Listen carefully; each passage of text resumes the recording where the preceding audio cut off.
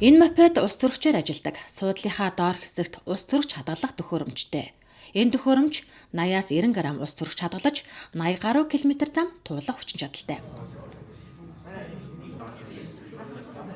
Өөрөөхөө ойлгосноор энэ мэрэгжлийн хэмжээнд бол биш, харин энгийн хүн одоо миний ойлгож байгаагаа та бүхэнд хэлж өгөх гэсэн үг байхгүй юу?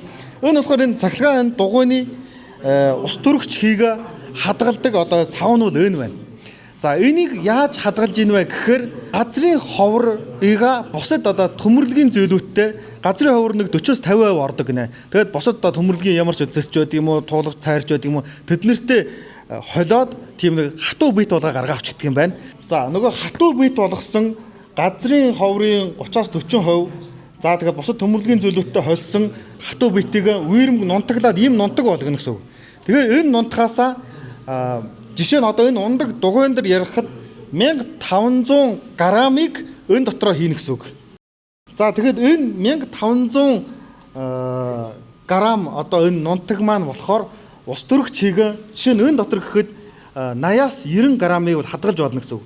Тэгвэл энэ нунтаг маань яаж ус төрөгч хадгална вэ гэвэл би одоо сая ингээ асуулаад байна. Энгийн хүнд ойлгохдохоор нөгөө хөвөн усыг шингээгээд авчихдаг шүү дээ. Тэгээ ингээ бацхаар ингээ усан дахиад гардагтай адилхан тийм үйлдэлтэйгээр энэ нунтаг маань ус төрөгчийг энэ дотор шингээгээд аваад буцаагаад гаргаж болдог.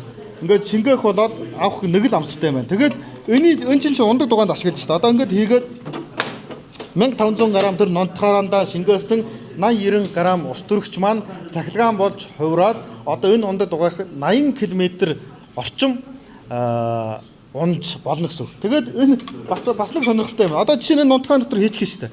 Энийг байн хэрэглээд байх юм уу? За энэ бас цаг хугацаанд өнгөрнөж байх юм уу гэж асуусан чинь бол үндсэндээ бол байн хэрэглэхэд бол асуудалгүй. Гэхдээ бид нар бол нэг 3000 удаа хэрэглэхэд одоо дахиж шинээр сольдог гинэ. Тэгээд энэ 3000 нь яаж тоолж ийнө гэхээр нэг шингээгээд нэг гаргахаа нэг удаа гэж тоолдог юм байна. Ингээд 3000 удаа шингээгээд болж ийнэ гэсэн үг. Тэгээ яагаад энэ газрын ховроор ус төрөгчөө шингээгээд хадгалаад түгээжигээ юм бэ гэхээр энэ бол нөгөө өндөр хүчлэлээр нөгөө хит биетэй хадгалахыг бодох юм бол хадгалах хэмжээ нь маш их, хадгалах хугацаа нь урт мөртөө, аюулгүй байдлын ямар нэгэн эрсдэлгүй байдаг гэдгээр онцлог байдаг юм байна. Ус төрөгчийн урвалаар захилгаан усагдаг. Нүүрс төрөгч ялгаруулдаггүй учраас байгаль орчинд ээлтэй эко бүтээгдэхүүн юм. Хүүтэнд дэсвэртэй, даацтай.